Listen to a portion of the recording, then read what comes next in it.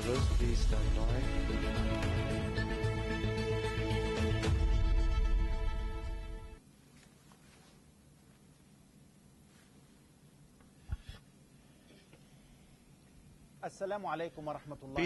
Peace be upon you, Allah's blessings and His mercy. We salute you on air. I would like to welcome you yet in another episode of this show. Many happy returns.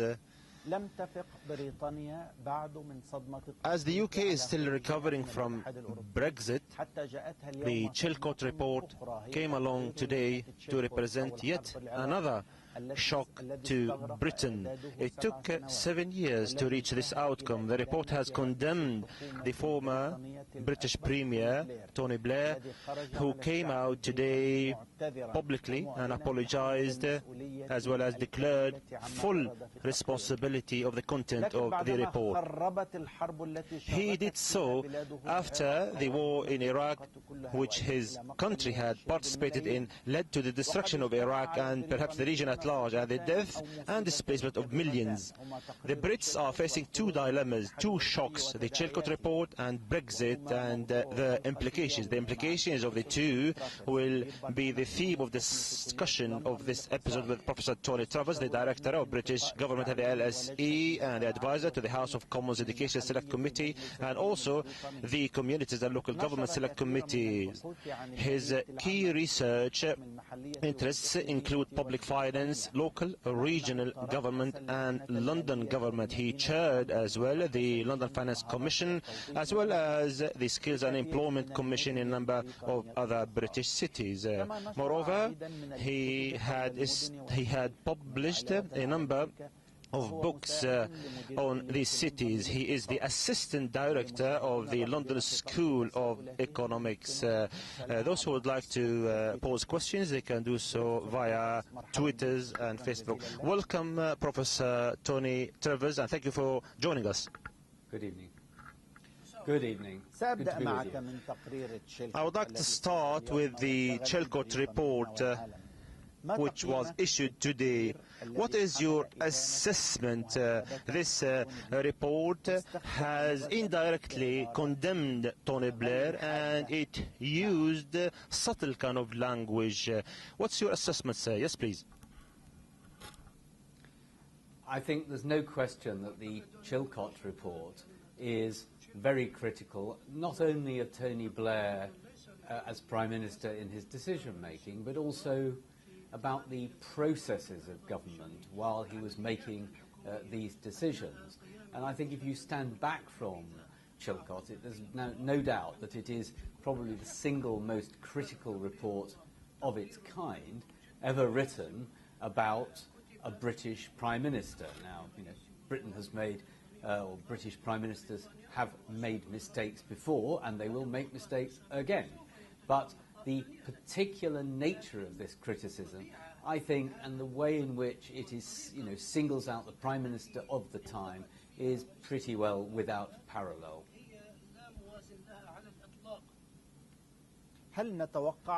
Do we expect that Tony Blair will be held accountable politically or perhaps prosecuted in the near future? Yes, sir.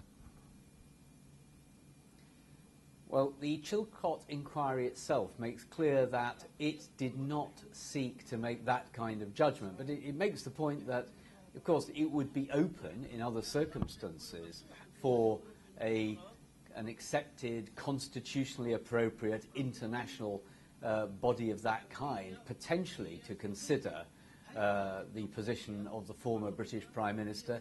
But Chilcot himself and the report itself makes many criticisms, but doesn't go into this precise question and says that would have to be for a different kind of inquiry, presumably in some kind of international or accepted and constitutionally appropriate court.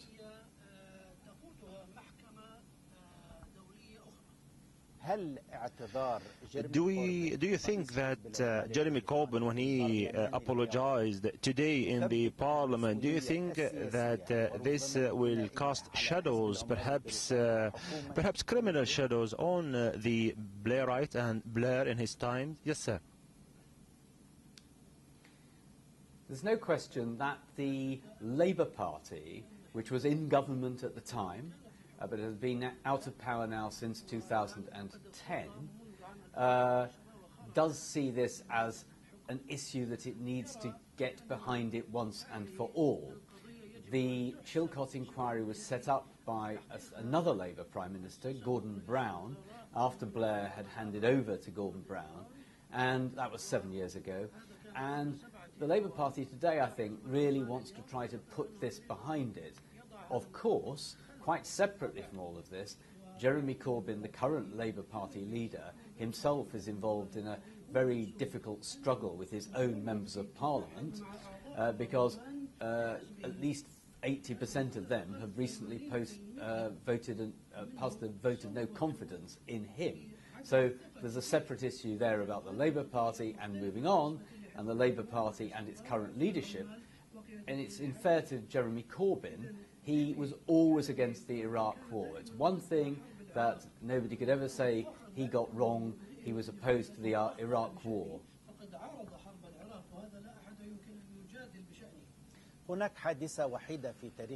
There is one event whereby the premiership has been stripped out from perhaps the Prime Minister in the 19th century. Would it be possible for the premiership to be stripped out from Tony Blair in light of him accepting what took place and being fully responsible? Yes, sir. Well, I mean, Tony Blair was Prime Minister for 10 years, from 1997 to 2007, and that's just a matter of history now. I mean, he will have been Prime Minister, but I think it's fair to say that he will be judged purely now by this one matter. There are other parallels in history. Famously, Sir Anthony Eden, who was Prime Minister in the 1950s, who got involved in the Suez Canal, the attempt to retake the Suez Canal from the Egyptian leader Nasser, and he is remembered only for the Suez Canal incident. And I think that Blair will be remembered for Iraq, which of course is not the only thing he did, but he will always have been British Prime Minister. That will be something that's just simply a historical record.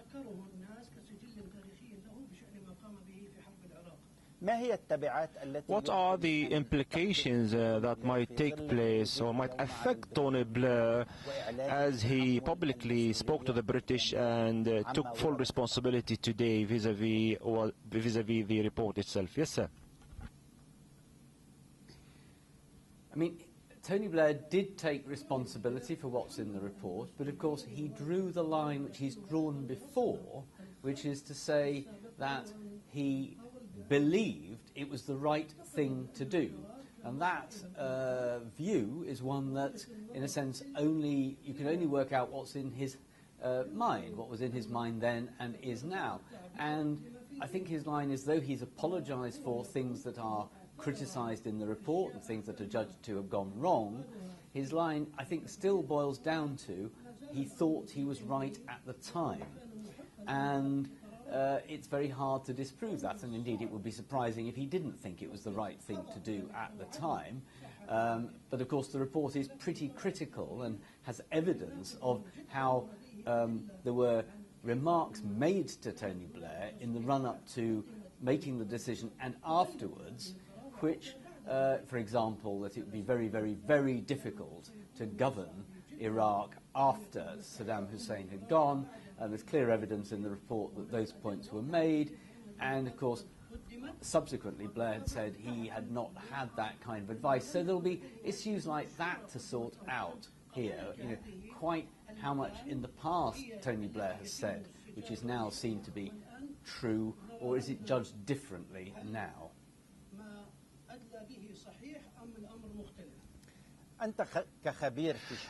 You, sir, as an expert in government issues and the advisor of the British government, what is the value of the report if there are no procedures against those who kind of caused a tragedy for 100 households in Britain? Yes, sir. Well, that's a very good question. The British government system has a regular response to major events, particularly when things go wrong, which is to set up an inquiry, and sometimes more than one inquiry. Indeed, this isn't the first inquiry into aspects of the Iraq war, but it's by far the biggest report, by far the biggest. I mean, it runs to over 2.5 million words, which is a very long report indeed, many, many volumes. But I have no doubt that some of those whose sons and daughters were, who died in the armed forces, and others who believed that the whole episode was seriously misguided and misjudged, they will feel that somehow there's a great deal of criticism in all of this, but no next step. And that begs the question of whether there will be people who seek to take Tony Blair to some kind of international tribunal. But, you know, in the end, that would require the assent of the United Kingdom government, and I somehow doubt, in fact, I'm very certain, that that is unlikely, well, very unlikely indeed. So I think there will be a feeling amongst those, not only in the United Kingdom, but also in Iraq, that somehow this is a process which is good as far as it goes, but only goes so far. However, the families of the victims, they have a team of lawyers, and they have spoken today. Would it be possible, in accordance with the report, for these families to prosecute Tony Blair or the government perhaps before the British courts? Yes, sir. Well, I mean, these are very complex matters, and I wouldn't want to pretend that I'm a constitutional lawyer. And a constitutional lawyers would have to make this kind of decision, whether the decision of a British Prime Minister made whilst Prime Minister, whether that could now be challenged retrospectively on some grounds. I'm sure lawyers will look at it, but I think that those who most wish to see Tony Blair brought to justice want some kind of trial in relation to the possibility of it being treated as a war crime. And I don't think that can be done inside Britain. I think that would have to be done through an international procedure or court, and indeed Chilcot makes this point. So I think that there's, you know, obviously that route might be followed, but as I say, I think it's unlikely the UK government would sign up to that. Then the issue of whether anything can be done inside the United Kingdom, I mean, it could be tried in the courts. An application could be made to the courts, and then the courts, I think, would have to decide whether there was a case here to be considered before either accepting it or rejecting it. And then, if they did accept it, of course, it could go forward in the UK courts in a slightly different form. From the historic perspective, the political as well as the ethical, would it be possible to say that Britain is complicit in the tragedy of the Iraqis and the crimes of displacement and murdering thousands of Iraqis and the chaos that we are witnessing because Britain has participated in the war and the wrong decision that Tony Blair has taken? Yes, sir. Well, you know, Tony Blair was Prime Minister. The United Kingdom government is always the United Kingdom government. It's the UK government today in a continuous sweep of history. Now, in a sense, quite how culpable the UK government was as a whole, other members of it at the time, the British governments are seen as corporate, so that in a sense everybody is tied in. All the members of the government are members of the government at the time. And I think, you know, inevitably many people probably will view the UK government as culpable in the way you describe. Inside Britain, it's very, very important for a number of people. I wouldn't say that it's a massive public issue which the whole public is interested in, but there's a significant number who are, and of course it will affect the way politicians are judged in Britain and overseas from now and for some, you know, into the future.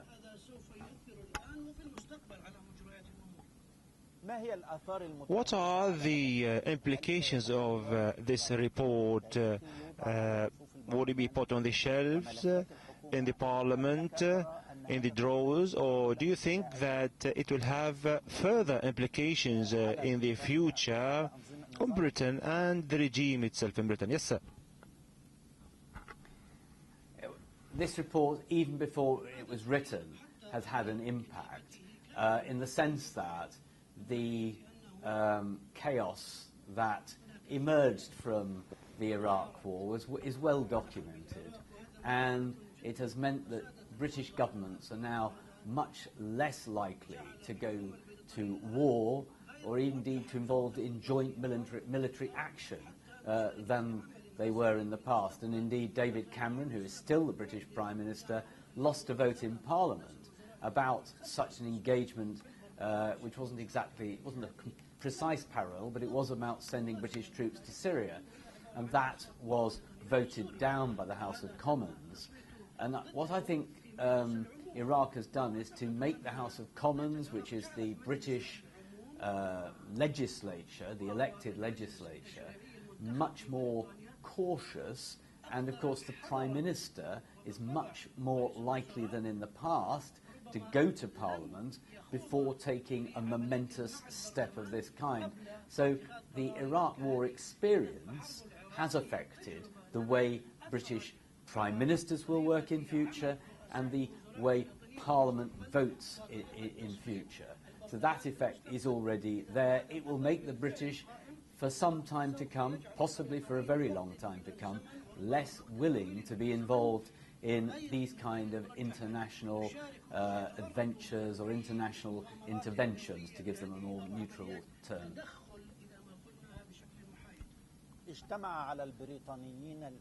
The Brits have incurred two disasters. The first is Brexit and the second is the Chilcot report. How do you see the political chaos, the social chaos, as well as the economic one in situ in Britain nowadays? Yes, sir. Well, I think it would be fair to say that the referendum, which took place nearly 2 weeks ago now, on the 23rd of June, was won by the Leave side, those who wanted to leave the EU, by 52% to 48%. And they, I think, they voted for that. They got what they wanted, and it's worth, remembering that's how this system operates.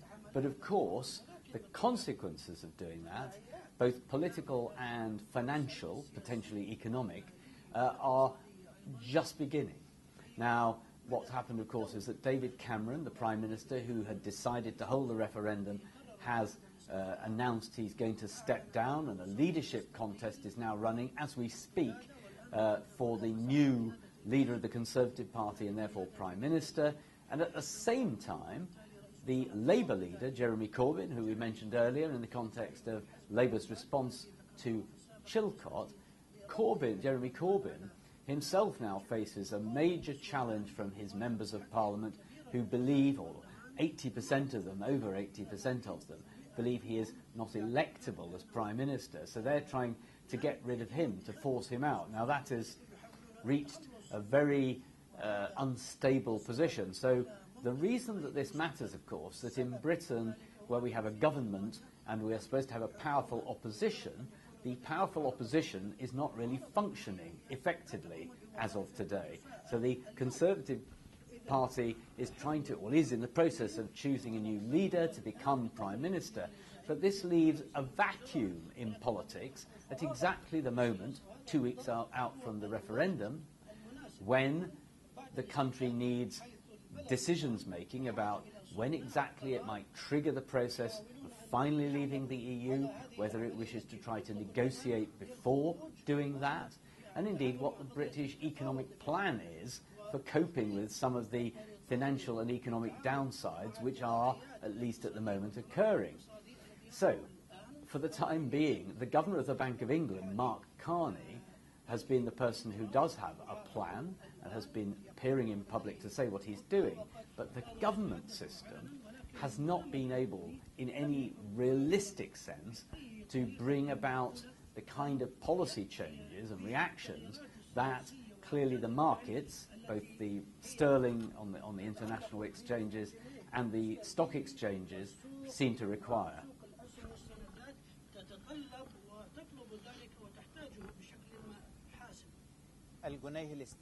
The sterling has plummeted in comparison to the 3 previous decades. The business in Britain is witnessing tumultuous times, and 1 million of those who work in the companies are threatened of losing their jobs. Uncertainty is afoot. This might lead Britain to where? You are a professor at the London Schools of Economics. It's one of the most privileged economic schools, and you are specialized in economics and government. What's your intake? What's your opinion in this? Yes, sir.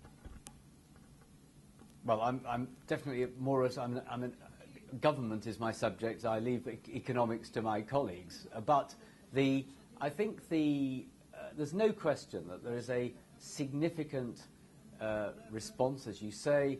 The pound has dropped from around $1.45 to about $1.28, 29 today, which is quite a significant fall. Of course, that will make Britain economically more competitive when selling exports overseas, and that, in a sense, should help right the boat, tilt it back towards a more sustainable position. But I think the difficulty at the moment is the uncertainty faced, for example, by the City of London. City of London is a very, very important element in the UK economy. There was a significant amount of debate before the referendum about whether companies would choose to relocate themselves in order to be able to trade euros and to do other things that the foreign exchange part of the city already does, whether there will be so-called passporting opportunities. Now, all of this depends on the negotiations that will take place between the United Kingdom government and the remaining 27 members of the European Union. And as I was saying a moment ago, until and unless there's a government in position which can do that, then that process can't even begin. So that's why we do appear to be in this very unusual and unstable position, which may not go away, by the way, until early September, because as of now, unless anything's happened in the last hour, because things do happen quite quickly in British politics at the moment, we will have to wait till early September for the Conservative leadership campaign to be over and a new Prime Minister to take office. And that's quite a long time with uncertainty, particularly as businesses need to make investment decisions about employment and so on, and there is a risk, as you rightly say, of a slowdown in the British economy, which could lead to lower growth, fewer people employed, and some lasting impact on the economic output of the country.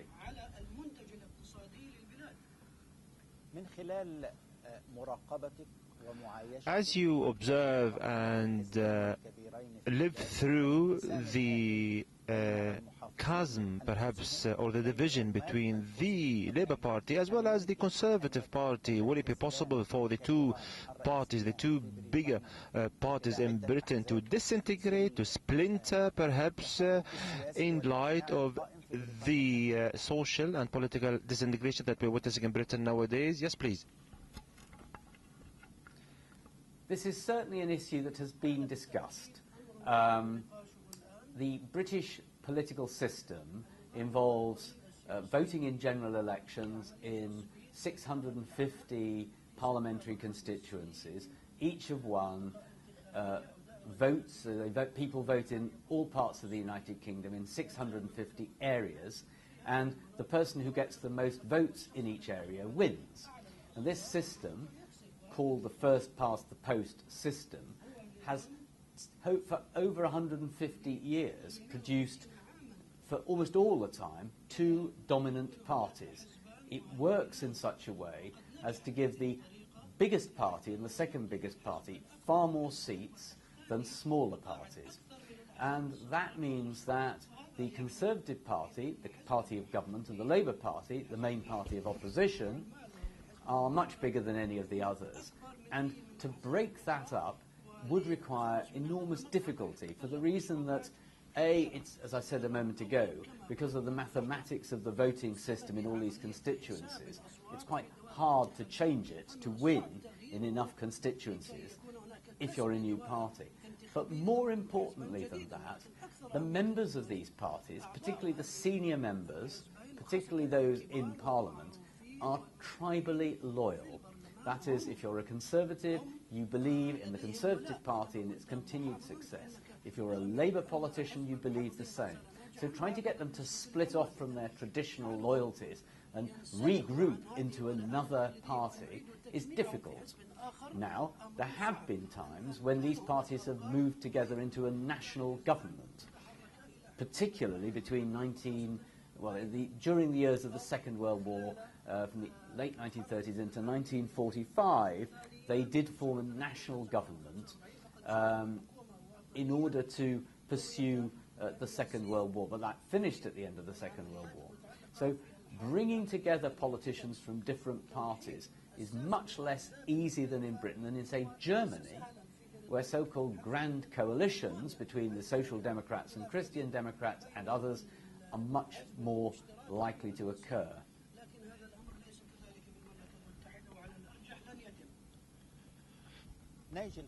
Nigel Farage, who established UKIP, and he was a Brexiteer, obviously, he stupefied everyone, he surprised everyone by his resignation. Boris Johnson as well has withdrawn from the contest. The Observer, for example, accused Johnson of lying, being a populist, and it accused Michael Gove of overbearing personality and snobbiness. Tony Blair, in accordance with Chilcot, he was a beguiling character, a deceitful character. Nigel Farage has jumped from the boat. Would it be possible that the Brits have been ensnared in this ambush? The politicians are lying, they are populists, and they are taking us to cul-de-sac or to a stalemate. Yes, please. The British have always been pretty suspicious of politicians. This is not new. This was true during the 20th century and even in the 19th century. Then the British are naturally sceptical of politicians. They assent to being governed in this way. They accept that you've got to vote in people at the national level to Parliament, at the local level into local government, Scotland and Wales and so on. They have their own assemblies and parliaments. They accept all of that, but it doesn't mean they necessarily like the people they vote in, though they do accept that somebody has to make the decisions about taxation and spending and indeed going to war.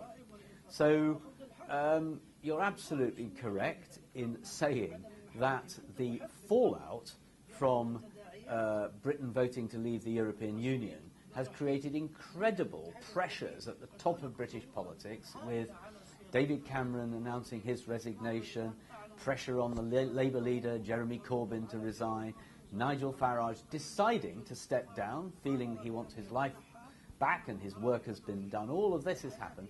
But within the Conservative leadership campaign, we've also had, infighting, people betraying each other. It's all remarkable. It's like sort of almost medieval European history in some ways. Having said all of that, in the end, the Conservative Party will choose a new leader who will be empowered at that point. Labour will eventually get through all of this, and presumably appoint a new leader for themselves, and that may take much longer, though not, possibly. And at that point, the whole system will settle down again, and people accept that they have to have politicians to run the country. And that they won't like them, and they may even mistrust them, but they will accept that this is the only way we in Britain know of doing this kind of government.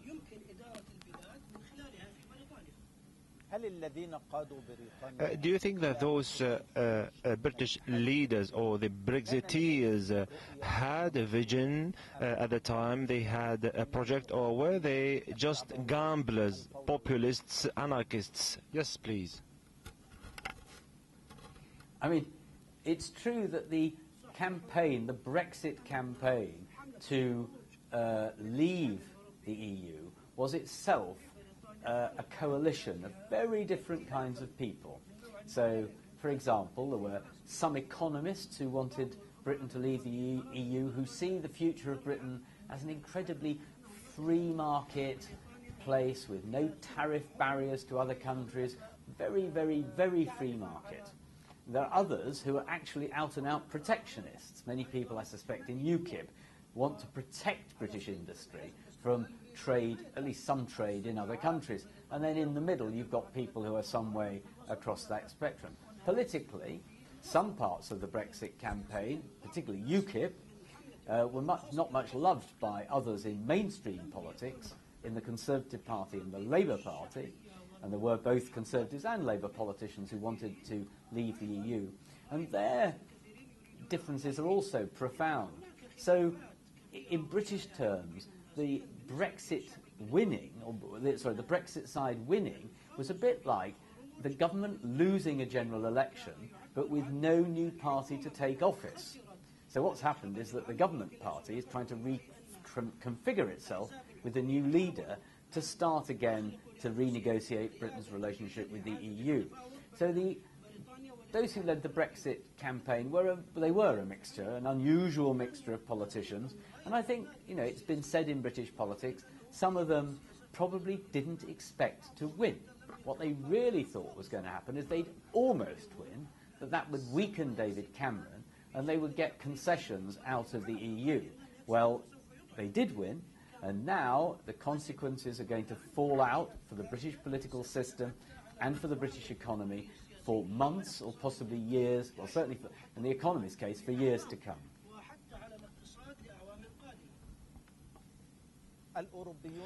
The Europeans are getting hasty and the British are procrastinators. What are the scenarios, the expected scenarios vis-à-vis the exit, the Brexit itself, in light of John Kerry saying that he doesn't expect that Britain will be exiting? Perhaps we will be witnessing return rather. Yes, sir. Well, the truth is that David Cameron, in his resignation speech on Friday the 24th of June, that's the morning after the referendum when the result was known, left to his successor the duty to start the process by triggering so-called Article 50. This is something that was created in a treaty back in 2009, Lisbon Treaty, and only at that point would the formal process of Britain leaving the EU be triggered, and it would then take, in theory at least, 2 years, though that time could be extended.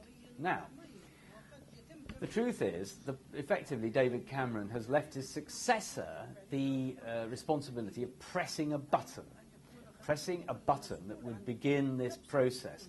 And, of course, there are those who think, and indeed I think Theresa May, the leading contender to be Conservative leader and therefore Prime Minister, has said she would like to try to start the process of negotiation before triggering Article 50.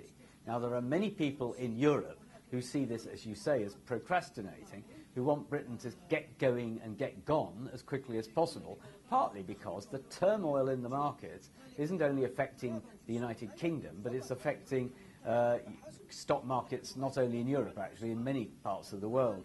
So I think that what we have here is wariness on the part of those who might become Prime Minister for saying exactly what they will do when, and this leads to the appearance of procrastination and waiting, and some people, not many I think, but some people believing that this is a way of perhaps starting a different kind of negotiation and never quite leaving the EU.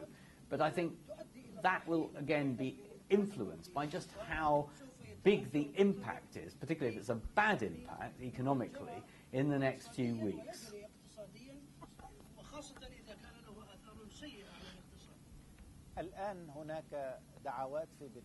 There are calls in Britain to rerun the referendum after the shock, and there is a petition in this regard.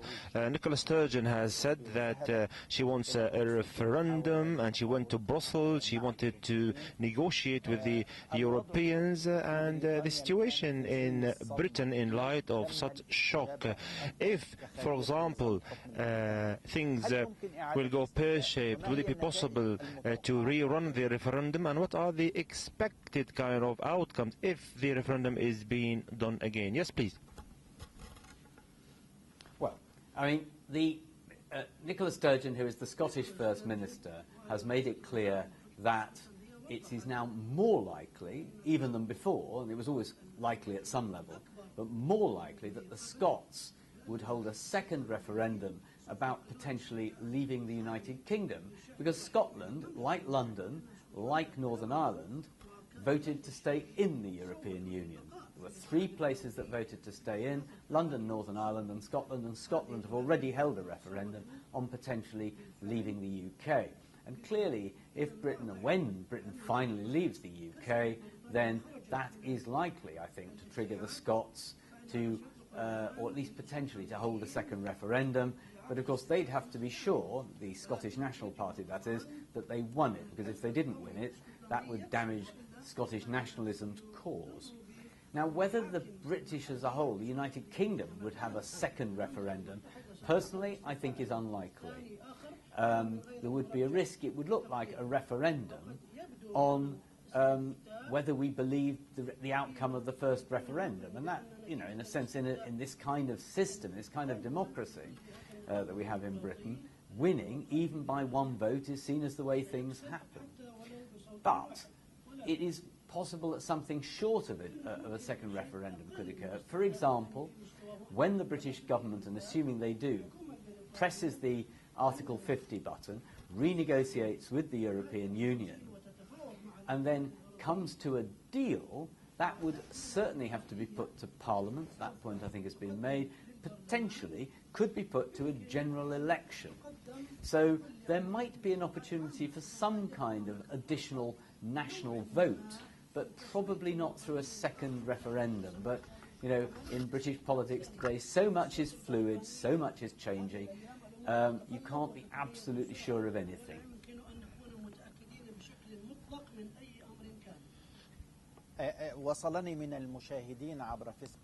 Through Facebook, I have received more than 200 questions.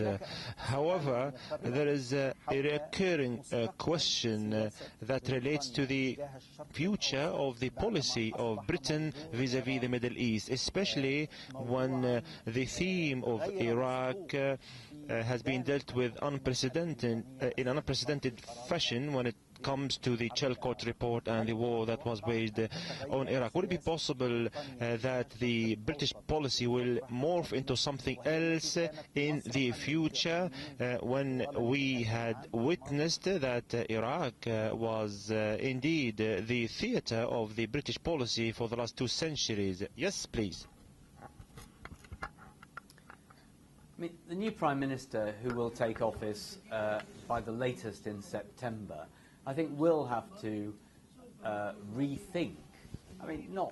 British foreign policy is reasonably settled over time. Britain works with its allies, the United States, other European states. That's not going to change. Britain is still in NATO. It's still a member of the Security Council of the United Nations. All of these things are untouched, unchanged for now. And I'm sure will remain so, actually, certainly NATO and UN involvement and so on. Now, that's not to say that a new Prime Minister couldn't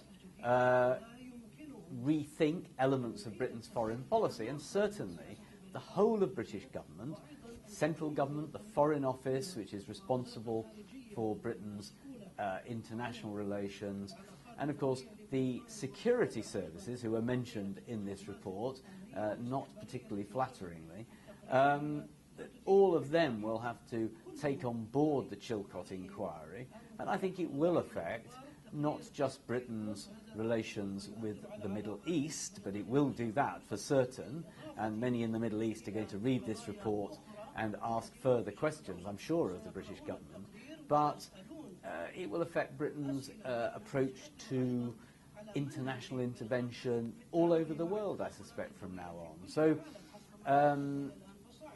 I think you're right to bring the two issues together, because we will have a new Prime Minister and nearly a new government, and Chilcot will be a major element in helping them think through the future of British foreign policy, particularly when it comes to any intervention in another country. The political uncertainty and the divisions that we're witnessing in the Labour Party and the Conservative Party, would that lead to an early election? Yes, please. It's conceivable there will be an early election. I mean, these things are a bit more difficult in Britain than they once were. For a very long period, up till the arrival of a coalition in 2010, it had always been possible for the Prime Minister of the day to choose when the general election would take place. There was a 5-year maximum limit, but within that period there was still the possibility, and it was used, to hold the election at a time of the Prime Minister's choosing. Now, as a result of the Conservatives not winning an outright majority in 2010, they went into coalition with the Liberal Democrats. And one of the consequences of that was a decision about a so-called Fixed-Term Parliaments Act. And that requires now a procedure to go through to trigger a general election in under 5 years, a particular threshold for a vote against the government, or efforts to find a government where it is impossible for the head of state, the Queen, to get anybody to serve as Prime Minister at its simplest. And so the Fixed-Term Parliaments Act, which is now in place, makes it harder for a government to bring about a general election before 2020. So it's conceivable circumstances could be found, and they could, even I suppose you could in theory, repeal the Fixed-Term Parliaments Act, and some people would like that. But I think for now there's no sign of a general election in the next year or two, and it might wait until 2020 after the Brexit negotiation process anyway.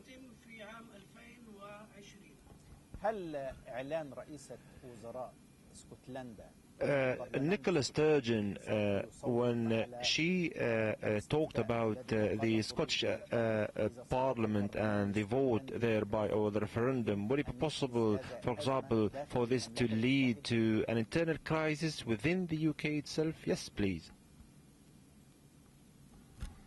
Well, certainly if Scotland, as a result, if Britain, assuming Britain moves ahead, and we must assume that, I think, for the time being, there's no reason not to believe it, Britain does leave the EU and comes out with a totally different status and relationship with the remainder of the EU, then that is, as I said a moment ago, quite likely to trigger a second Scottish referendum. Now, if that happened, it would change Britain substantially. Scotland is 5 million people out of the 64, 65 million in the UK, so the UK would shrink. It would affect the way British politics works. It would make it far harder for the Labour Party, even than now, to win another general election.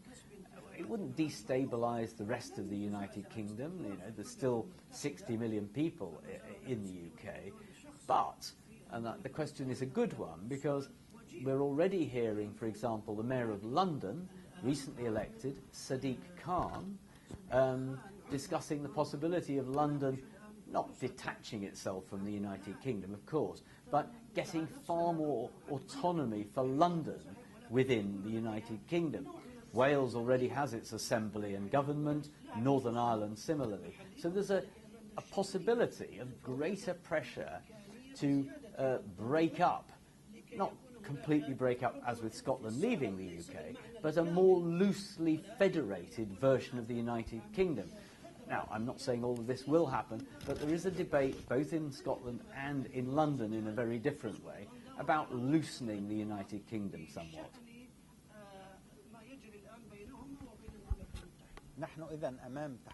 So we are witnessing dramatic transformations that might take place in Britain in the wake of what has taken place. You have talked about 5 million Scots. However, you haven't talked about them having a more solid economy than the 60 million, perhaps. Is that true? Yes, sir.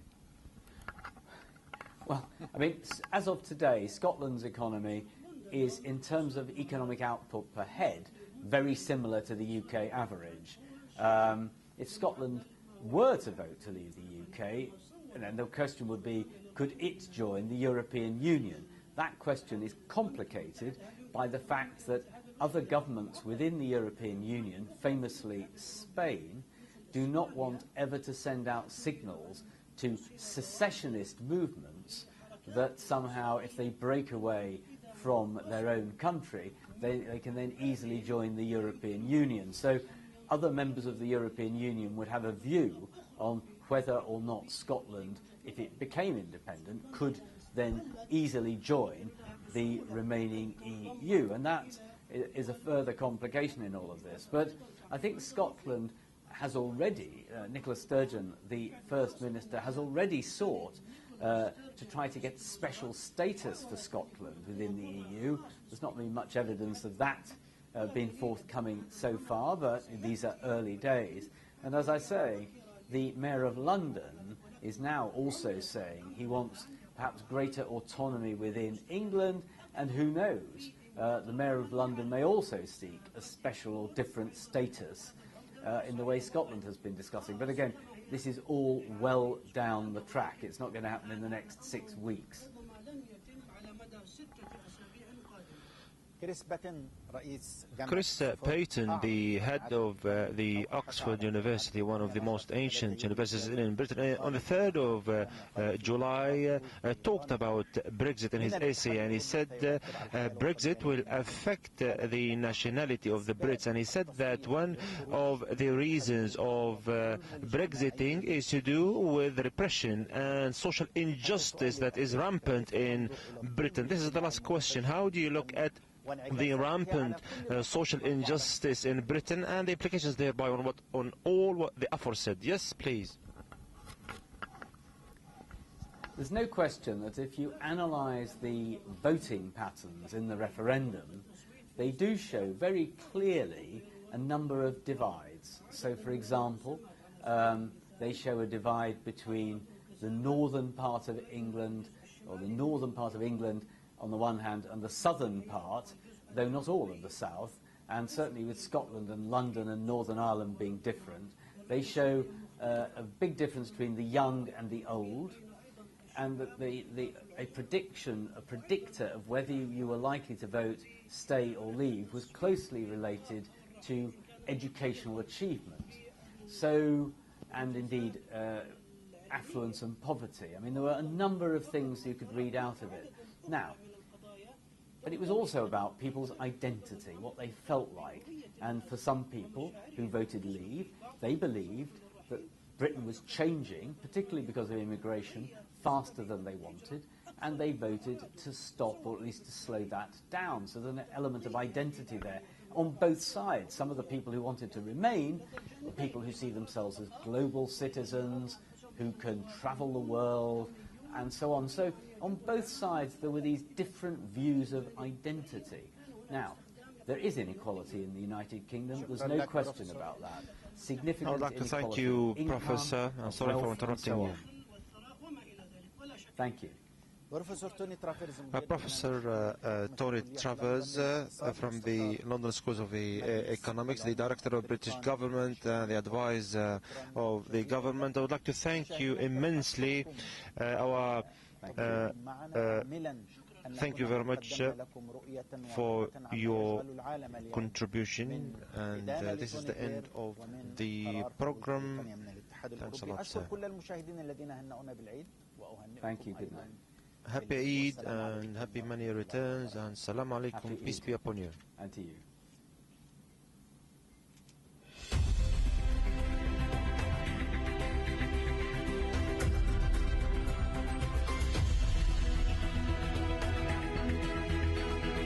You're off, I think.